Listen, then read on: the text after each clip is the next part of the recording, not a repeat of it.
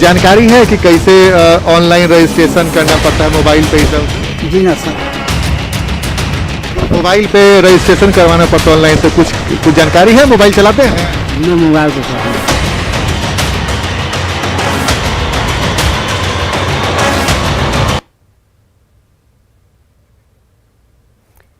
नमस्कार, मैं हूं आपके साथ विभा उपाध्याय और बड़ी बहस इस बात को लेकर ही कि क्या जानकारी के अभाव में लोग जिंदगी की जंग हार तो नहीं जा रहे।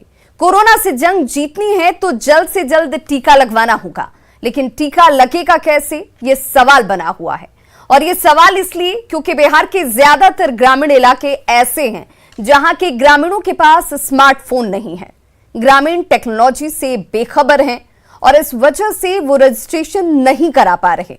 वहीं वैक्सीनेशन सेंटर पर लोगों की उमड़ती भीड़ कोरोना संक्रमण को खुद ब खुद न्योता दे रही है। आज इसी मुद्दे पर करेंगे बहस। टीका ही बचाओ तो क्यों नहीं उपाय। ऑनलाइन रजिस्ट्रेशन करना पड़ता है मोबाइल पे ही सब? जी ना सर। कोई जानकारी नहीं? जी ना सर। मोबाइल पे रजिस्ट्रेशन करवाना पड़ता है ऑनलाइन, तो कुछ जानकारी है? मोबाइल चलाते हैं? ना मोबाइल तो सर हम ना चलाते। कोरोना तो कि मरने वाला आफत है। हाँ, मरने वाला आफत, ये जानकारी है ना। तो इससे बचाव के लिए टीका लेना है। टीका लिए हैं? नहीं। क्या है? कोई अभी नहीं किए हैं तो हम कैसे लेंगे? आप रजिस्ट्रेशन वगैरह कुछ करवाए थे? हम न मोबाइल न रखने वाले हैं न जानते हैं। कोरोना है से सब ठेहुना पर एकदम वहाँ कुर्ता वाले को और एसी वाले को। जानलेवा बीमारी से ये ग्रामीण बाखबर हैं, लेकिन टेक्नोलॉजी से बेखबर हैं। इस महामारी में जिंदगी है टीका, लेकिन इसके लिए जो उपाय हैं वो फीका। ग्रामीण इलाकों की समस्या यही है, लोग टीका लें तो ले कैसे। वो वैक्सीन लेता है 15 दिन 1 महीना आदमी बचता है, खत्म। कुछ ये नहीं है हमारे पास, तो टीका कैसे ले लें? गांव में टीका चाहिए। हम लोग एकदम स्वच्छ हैं। एक तरफ रजिस्ट्रेशन का लोचा है तो दूसरी तरफ सेंटर पर मंडरा रहा संक्रमण का खतरा। जिंदगी की सुई लेने की लोगों में ऐसी बेकरारी है कि वैक्सीनेशन सेंटर घातक संक्रमण का अड्डा बनते जा रहे हैं। जिस बीमारी से बचने के लिए लोग संजीवनी लेने पहुंचे हैं, उसी बीमारी को न्योता दिए जा रहे हैं। रजिस्ट्रेशन की परेशानी, वैक्सीनेशन सेंटर पर संक्रमण के खतरे के बीच एक और नई बात जो सबसे ज्यादा चौंका रही है वो ये कि कई ऐसे लोग हैं जिनके मोबाइल पर टीका लेने का सर्टिफिकेट बगैर टीका लिए ही आ गया। कैमूर के मोहनिया के ग्रामीणों का कहना है कि उनके मोबाइल पर जो मैसेज आया है उसमें टीका लगाने वाली नर्स का भी नाम है। रजिस्ट्रेशन 28 तारीख को किए और 29 तारीख को हमको समय मिला था। 29 तारीख को हम आए तो यहाँ पे तो बोला कि संडे है आज नहीं होगा, लेकिन शाम में हमको मैसेज आया है कि आपका माताजी का वैक्सीनेशन हो चुका है। कल शाम को हमारे पास मैसेज आया कि आपका वैक्सीन लग गया है, उसका ऑनलाइन सर्टिफिकेट हमारे पास मैसेज आया हुआ है, जो आप देख सकते हैं मोबाइल में मैसेज है। हाँ, और उसमें जो लगाने वाले क्या कहते हैं, लगाने वाली जो मैडम है उनका नाम भी इसमें है। बिहार में 45,000 से ज्यादा गांव हैं और ग्रामीणों तक टीका पहुंचने में चुनौतियां अपार है। बिहार के शहरों में भी लगातार वैक्सीनेशन सेंटर पर सोशल डिस्टेंसिंग की धज्जियां उड़ाई जा रही है। व्यवस्थाएं नाकाफी साबित हो रही हैं और संक्रमण है कि वो रफ्तार छोड़ नहीं रहा। Bureau report, news 18। और देखिए, आज की इस बड़ी बहस में हमारे साथ जो तमाम मेहमान जुड़ गए हैं उनका तारुफ में कराती चलूं। डॉक्टर उमेश कुमार भडानी हैं, डीन पटना एम्स, बहुत बहुत स्वागत है सर आपका।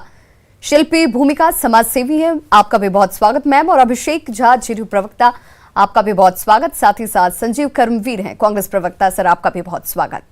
मेरा सबसे पहले सवाल डॉक्टर उमेश आपसे ही है, चूंकि आप ही फ्रंटलाइन वॉरियर के तौर पर काम कर रहे हैं। लोगों को टीका न लगे तब भी परेशानी है, टीका लग जाए तब भी कई तरह की भ्रांतियां दौड़ रही हैं मन में। आखिरकार डॉक्टर तक पहुंचकर समस्या का समाधान होता है, लेकिन इस वक्त क्या आपको लगता है कि कोरोना एक समस्या है, दूसरी तरफ बहुत सारी व्यवस्थाओं की खामियां जो हैं, या फिर उसको लेकर लोगों की जानकारी का अभाव भी इस समस्या को बड़ा कर रहा है?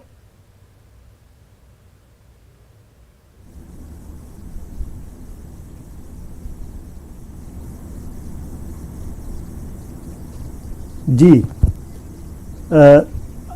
अभी जानकारी का अभाव तो लोगों में है जरूर, लेकिन ये एक ऐसी विधा है जहां हमें सबको मिलकर के काम करना होगा। जैसा आपने इसमें दिखाया कि बहुत सारे ग्रामीण के पास मोबाइल फोन नहीं है, उन्हें जानकारी नहीं है, लेकिन यह ऐसा चीज है जिसमें जो यंगर जनरेशन है, जो यंग लोग हैं, वो बुजुर्गों को और अपने माता पिता का सहायता कर सकते हैं। वो उनके लिए रजिस्ट्रेशन करवा सकते हैं, उनको बता सकते हैं।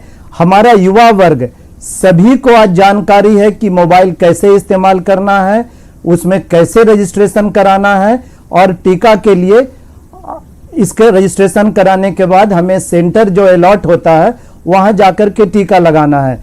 तो मेरी यह सलाह होगी कि इसमें हम केवल उन्हीं लोगों पर निर्भर नहीं करें जो हमारे समाज में, हमारे घरों में बुजुर्ग हैं, जो उतना ज़्यादा मोबाइल का उपयोग नहीं करते हैं, उन्हें आता नहीं है, लेकिन यही एक ऐसी शिक्षा है जो यंगर जनरेशन ओल्डर जनरेशन को दे रहा है। छोटे उम्र के लोग बड़े उम्र के लोग को बता रहे हैं। तो मेरी ऐसी सलाह है कि उन्हें सहायता करनी चाहिए और उन लोगों को भी टीका दिलवाना चाहिए जिन्हें मोबाइल करने नहीं आता है या मोबाइल का इस्तेमाल करना नहीं जानते सर, लेकिन समस्या तो ये है कि कई ऐसे लोग हैं जिन्होंने रजिस्ट्रेशन कराया था टीका लेने के लिए, लेकिन टीका तो लगा नहीं, अपॉइंटमेंट मिला नहीं, लेकिन उन्हें ये जरूर मैसेज आ गया कि आपका टीकाकरण हो चुका है, आपने टीका ले लिया, सर्टिफिकेट भी जारी कर दिए गए। इस समस्या से फिर कैसे निकलें? ये सामान्य नहीं है, ये कोई ना कोई एक्सेप्शन ऐसा हो सकता है, क्योंकि हमारे यहाँ भी हमने टीकाकरण केंद्र में जाकर के देखा, एम्स पटना में जहां टीका लग रहा है, ये जहां लाखों लोगों का चीज किया जा रहा है, वहां एक या दो लोगों के साथ अगर ऐसा कुछ हुआ है, क्योंकि हर कंप्यूटर के पीछे कोई ना कोई आदमी बैठा होता है, उसका दिमाग होता है, उसकी उंगली होती है।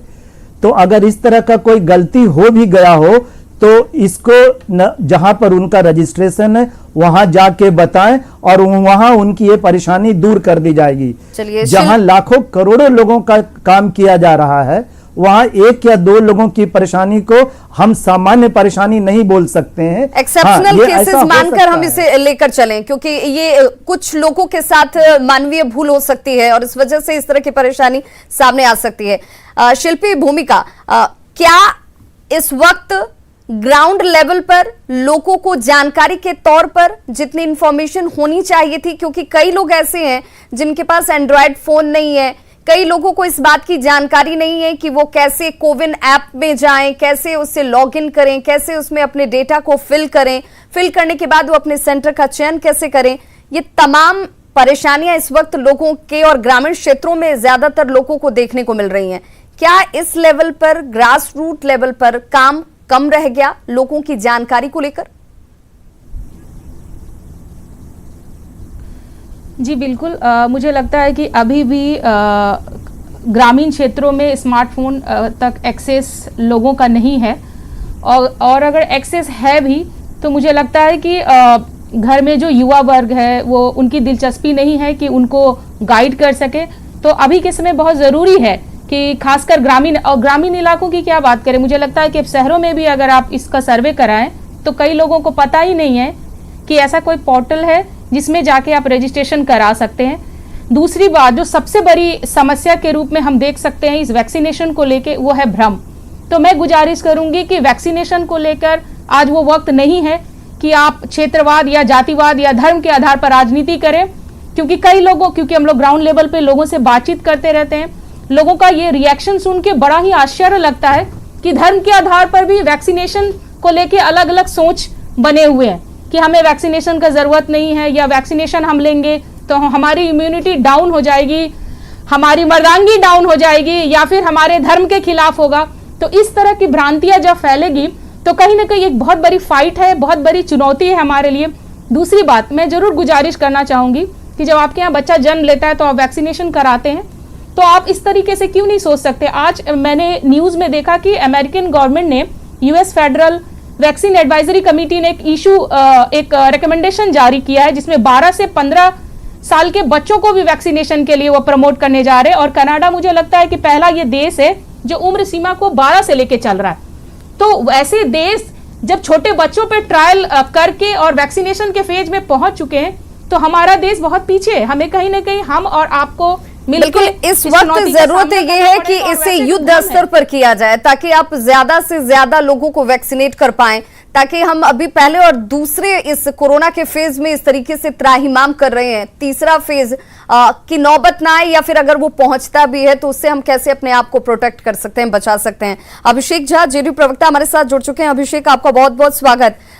सबसे पहले तो जरा ये बताइए कि 13 करोड़ की बिहार की आबादी है, 45 साल से ऊपर के अगर लोगों की संख्या की बात मेरी जानकारी के हिसाब से बताऊं तो 68 लाख लोग जो हैं, 68 लाख लोगों को टीका लग चुका है।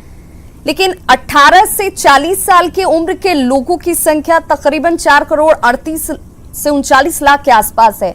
इस रफ्तार से जब वैक्सीनेशन की प्रक्रिया चल रही है, कितना वक्त लग जाएगा? क्योंकि कई परेशानियां हैं, गांव देहात में लोगों को पता ही नहीं है कि हम कैसे लॉगिन करें, कैसे पोर्टल को फिल करें। उसके बाद वैक्सीनेशन के लिए जब हमें रजिस्ट्रेशन हमारा हो जाता है, हमें अपॉइंटमेंट मिल जाती है, हमें सेंटर्स मिल जाते हैं, तभी हमें जाना चाहिए।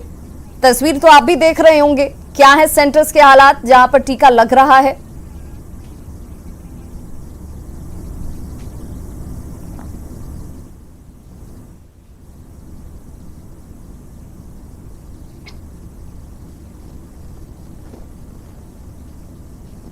अभिषेक, आप तक हमारी आवाज पहुंच पा रही है?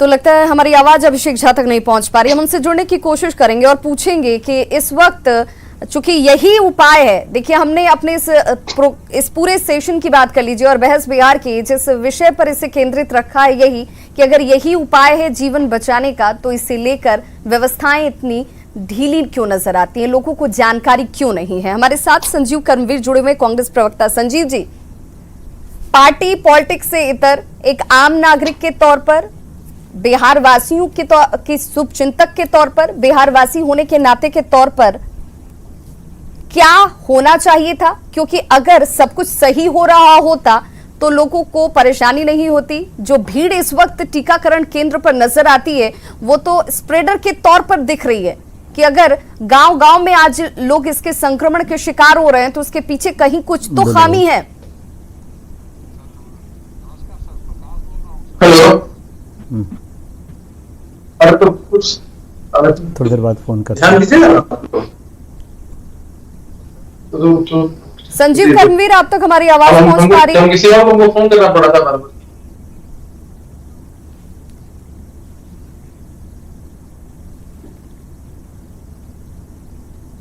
तो लगता है आवाज को लेकर किसी तरह की तकनीकी बाध्यता आ रही है। तो चलिए, डॉक्टर उमेश कुमार बठानी हमारे साथ लगातार जुड़े हुए हैं, डीन पटना एम्स। सर, इस वक्त क्या किया जा सकता है ताकि ज्यादा से ज्यादा लोगों को कम से कम वक्त में वैक्सीनेट किया जा सके? जानकारी अगर नहीं है तो उन तक जानकारी पहुंचाई जा सके, उनकी मदद की जा सके, क्योंकि गांव में जिस तरीके से संक्रमण बढ़ रहा है ये सभी के लिए परेशानी का सबब है इस वक्त।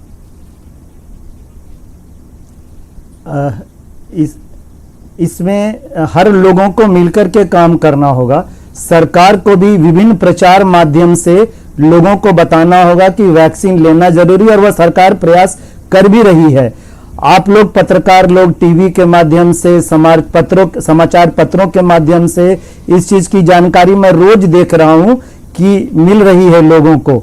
हाँ, जैसे हमारे बहन ने बताया कि बहुत लोगों को कुछ भ्रांतियां हैं, लेकिन अभी इस सेकेंड वेव में ये देखने में आया है कि जिन लोगों ने वैक्सीन लिया था पहले, उनको जो सेकेंड वेव में कोरोना हो भी रहा है वो बहुत हल्का हो रहा है।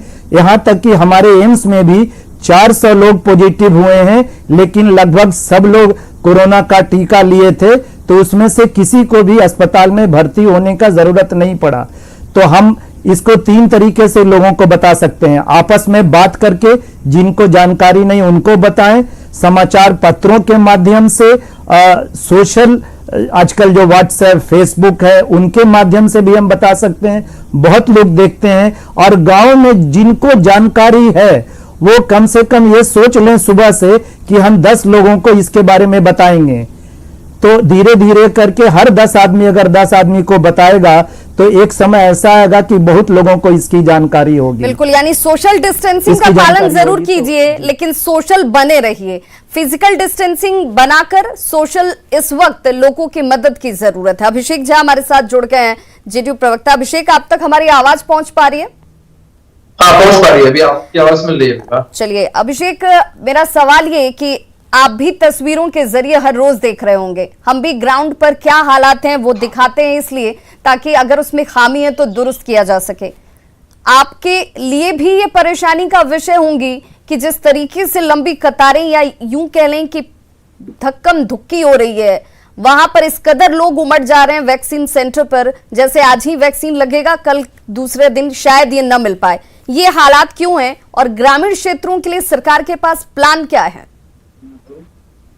आपने बहुत सारे सवाल एक साथ पूछे, मैं सिलसिलेवार ढंग से सभी का जवाब देना चाहता हूं। सबसे पहली बात कि बिहार की सरकार ने चुनाव के समय ही वादा किया था कि बिहार की आम जनता को हम कोविड की वैक्सीन जो है वो फ्री में उपलब्ध कराएंगे। आपने अभी कुछ देर पहले अपने डाटा बताया था, मैं उसको थोड़ा और इनहेंस कर दूं कि अभी तक 80 लाख से ज्यादा बिहार के लोगों को यह वैक्सीन मिल चुकी है, और जो 18 से 44 साल वाले लोग हैं उनके लिए 3.5 लाख वैक्सीन बिहार को मिल चुकी है, और इस महीने 16 लाख वैक्सीन मिल जाने की पूरी उम्मीद है। बिहार की सरकार ने अलग से 4100 करोड़ का प्रावधान किया है, जिसमें 1000 करोड़ पहले फेज के लिए वैक्सीनेशन खरीद के लिए ले लिया गया है। अब एक बात समझिए कि ये कोरोना जैसी महामारी पहले किसी और देश में आती है, फिर हमारे देश में, प्रदेश में, गांव तक चली जाती है। इसके बारे में लोगों को जानकारी मिलती कहां से है? जानकारी मिलने का स्रोत है मीडिया, चाहे आपका प्रतिष्ठित चैनल हो, अखबार हो, सोशल मीडिया हो, या लोग एक दूसरे को बताते हो, या सरकार अलग अलग कैंपेन चलाकर मीडिया के माध्यम से लोगों तक यह बात पहुंचाती है कि एक बीमारी हमारे सामने आकर खड़ी है जो मानवता पर इतना बड़ा संकट है। ठीक उसी तरह से यह हमारे लिए बेहद गौरव की बात है कि भारत के अंदर 2 वैक्सीन हमारे आत्मनिर्भर भारत ने बना लिया है। अब जो वैक्सीनेशन की प्रक्रिया है उसके बारे में भी जो विस्तृत जानकारी है वो इन्हीं मीडिया के माध्यम से दी जा रही है। यदि गांव के कुछ लोग हैं, आपने गांव के लोगों के बारे में सवाल पूछा, विभा मैं आपसे एक अपना जो पर्सनल एक्सपीरियंस है वो शेयर करना चाहता हूं। मेरा गांव जो है वो पूर्वी चंपारण जिले में आता है, और वहां पर जो चौक चौराहे हैं वहां पर एक सामूहिक तौर पर डॉक्टर्स आ रहे हैं मोबाइल वैन के तहत, और वहां भी वैक्सीन लगाई जा रही है। जो ग्रामीण पढ़े लिखे नहीं है, या मोबाइल का इस्तेमाल नहीं कर पाते हैं, या इंटरनेट से फ्रेंडली नहीं है, उनको सिर्फ अपना आधार कार्ड लेकर जाना होता है, एक मोबाइल नंबर देना होता है, और उसके तहत उनको वैक्सीन मिल रही है। पटना के अस्पताल हो, जिलों के अस्पताल हो, हर जगह यह भी प्रक्रिया चल रही है कि अगर कोई इंटरनेट से फ्रेंडली नहीं है तो उसकी डायरेक्ट भी मदद की जा रही है, और इसी क्रम से हम लगातार वैक्सीनेशन को आगे लेकर चल रहे हैं। लेकिन अभी कुछ देर पहले एक बहन अभी जो पैनल में है वो चर्चा कर रही थी कि शुरुआत में वैक्सीनेशन की रफ्तार इसलिए भी स्लो थी क्योंकि कहीं ना कहीं भ्रम का जाल फैलाने की एक कोशिश की गई थी। आपको याद होगा कि जब कोरोना महामारी की जो दूसरी लहर है वह देश में या प्रदेश में इस तरह से जब उसने प्रवेश नहीं किया था, उससे पहले बहुत सारे लोग वैक्सीन नहीं लगवा रहे थे क्योंकि वो ऐसा सोच रहे थे कि शायद इस वैक्सीनेशन का कोई दुष्प्रभाव हो, साइड इफेक्ट हो, जिसकी वजह से उनकी इम्यूनिटी या बाकी चीजों पर कोई नुकसान पहुंचे। लेकिन डॉक्टर तो क्या अभिषेक वो भी एक बड़ी वजह है कि अब उस एज ग्रुप के लोग भी नए एज ग्रुप के लोगों के साथ कतारों में लग जा रहे हैं या रजिस्ट्रेशन करा रहे हैं? यही एक बड़ी वजह भी सामने नजर आती है जहां पर गैदरिंग ज्यादा हो रही है, क्योंकि ये गैदरिंग जिसे बहुत जरूरी है दूर करना, या फिर सोशल डिस्टेंसिंग या जिसे फिजिकल डिस्टेंसिंग कह रहे हैं वो मेंटेन होना बहुत जरूरी है, वहां पर तो वो सब कुछ खतरे में नजर आता है। देखिए, निश्चित रूप से विभाग बहुत जरूरी है। आप एक बात समझिए कि स्टार्टिंग में जब लोगों को जागरूक किया जा रहा था कि आप सोशल डिस्टेंसिंग का पालन करिए, बहुत सारे लोग फिर भी अपने घरों में आयोजन कर रहे थे और सोशल डिस्टेंसिंग की धज्जियां उड़ रही थी। प्रशासन इस पर लगातार कार्रवाई करता रहा है। अब मामला यह है ना कि जब तक आप किसी विभीषिका की सीरियसनेस को नहीं समझते हैं तब तक आप उसको लाइटली लेते हैं। अब जब भारत देश में दूसरी लहर आ गई है, इतनी आक्रामक लहर है, इतनी अजीब तरह की स्थिति बन चुकी है, मानवता पर इतना बड़ा संकट पहले कभी नहीं आया है, तब लोग दोबारा जागरूक हो गए हैं, लोगों को अपनी जान की कीमत समझ में आ रही है।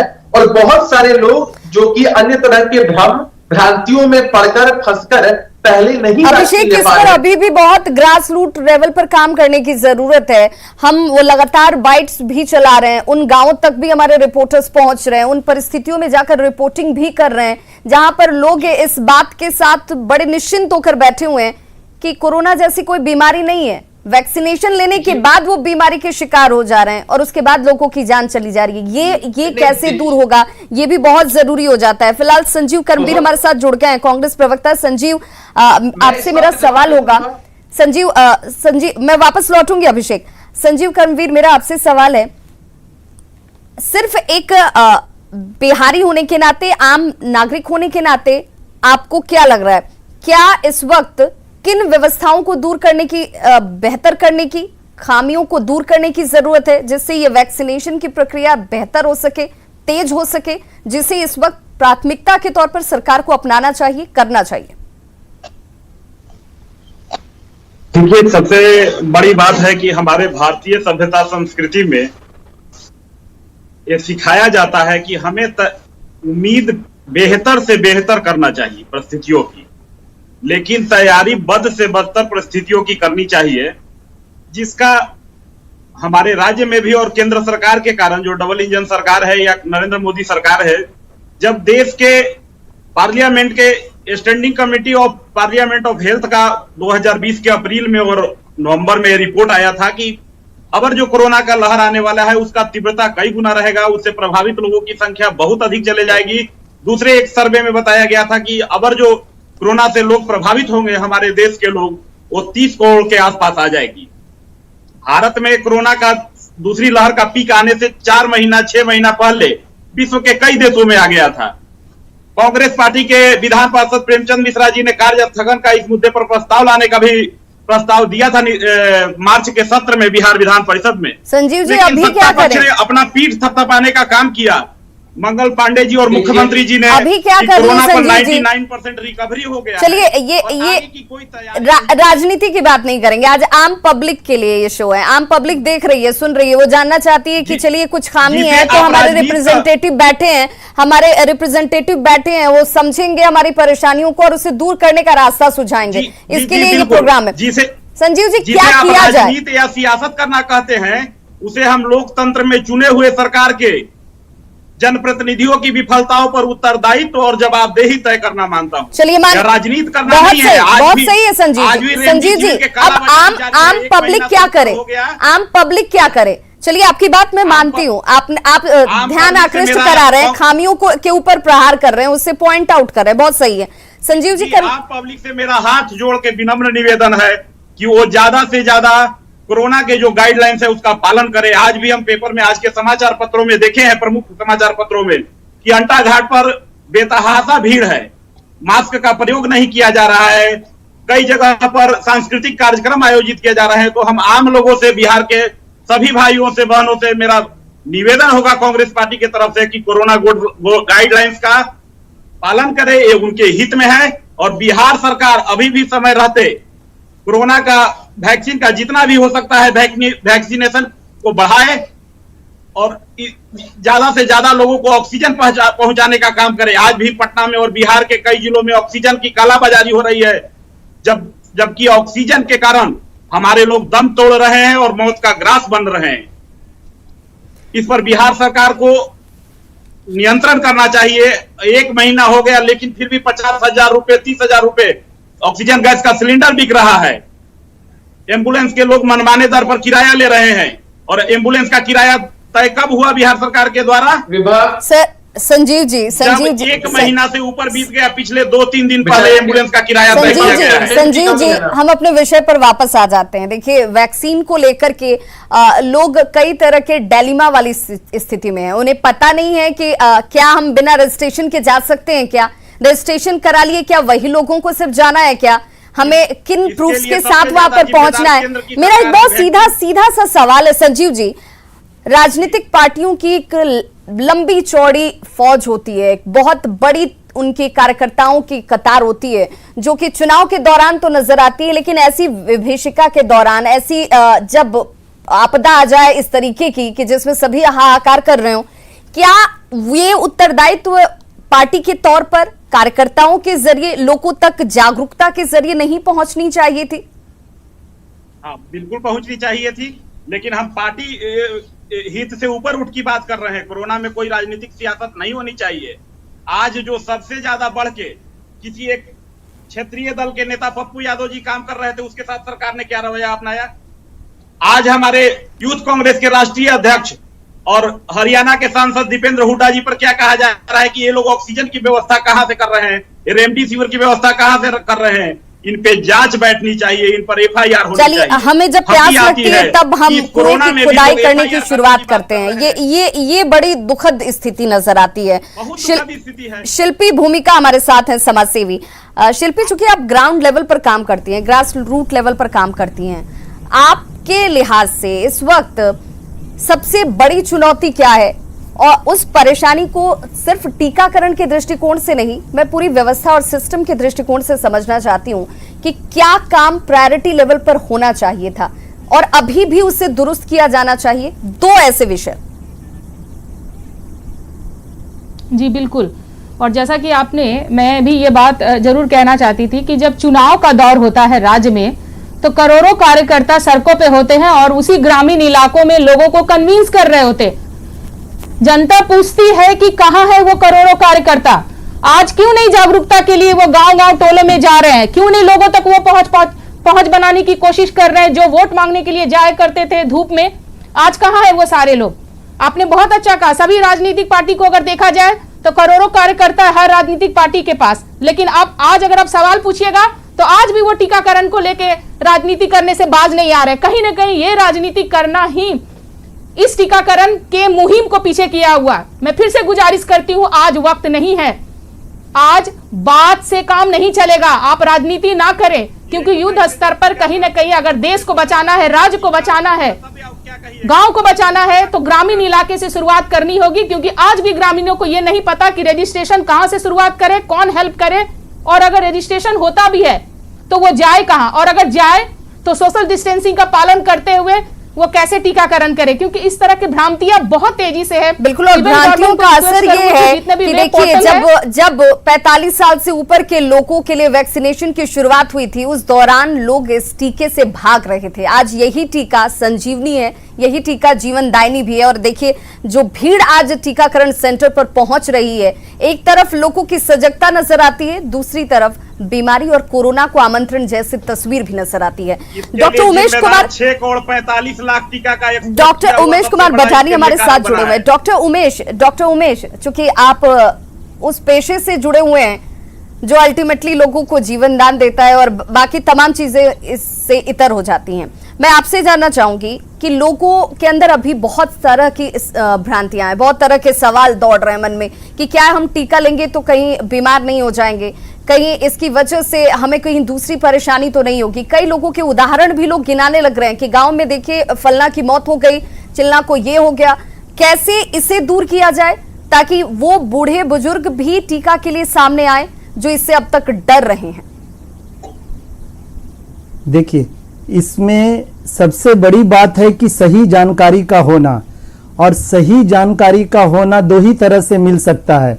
या तो जो हमारे अखबारों में, न्यूज़ में, और जो इसके सही जानकारी देने के लोग हैं जैसे चिकित्सकगण, वो जो कह रहे हैं उनकी बात को मानी जाए, ना कि कहीं सुनी बातें जिनके इसके बारे में जानकारी नहीं है, जो अफवाह फैलाने का काम करते हैं, उनकी बातों पर ध्यान नहीं दिया जाए। सबसे बड़ी बात है कि लाखों करोड़ों लोग को टीका लग गया है, जो न्यूज़ में भी आ रहा है, हर लोग देख रहे हैं, और इसमें बहुत कम कोई भी तरह का दुष्प्रभाव हो रहा है। हमने टीवी पे देखा कि एम्स दिल्ली के डायरेक्टर, हमारे एम्स पटना के डायरेक्टर, उनके परिवार के लोग, हम खुद टीका लगा रहे हैं। जब हम लोग चिकित्सक लोग टीका लगाते हैं तो हमें हमारे मित्रगण जो समाचार पत्रों में हैं, हमें न्यूज में लेकर के दिखाते हैं कि डॉक्टर साहब आपने आज टीका लगाया, बताइए लोगों को। एक बहुत बड़ा उदाहरण है जो हम लोगों को बताना चाहते हैं कि जब हम खुद उस चीज का इस्तेमाल कर रहे हैं तो आपके लिए अच्छा होगा। कभी भी कोई आदमी ये सलाह कभी नहीं दे सकता है कि अगर हम ये काम कर रहे हैं तुम ये काम मत करो। तो ये एक उदाहरण, बिल्कुल, एक तो और हुआ उदाहरण के रूप में इस प्रस्तुत वक्त ये करना है बहुत आपको। जरूरी है कि आप इस बात को समझें कि टीका के जरिए ही आप जीत हासिल कर सकते हैं, इस टीका से ही आपको जीवन मिल सकता है। लेकिन उसके बावजूद जब आप टीकाकरण केंद्र पर पहुंचे तब भी उस कोरोना प्रोटोकॉल का पालन जरूर करें। बहुत बहुत शुक्रिया आप सभी गेस्ट पैनलिस्ट का हमारे साथ जुड़ने के लिए। वक्त की कमी थी और इसलिए इस चर्चा को आज यही खत्म करना होगा, लेकिन जाते जाते एक बार फिर से अपील कि टीकाकरण का हिस्सा जरूर बने, सोशल डिस्टेंसिंग का पालन करते हुए मास्क का इस्तेमाल करें। बहुत बहुत शुक्रिया।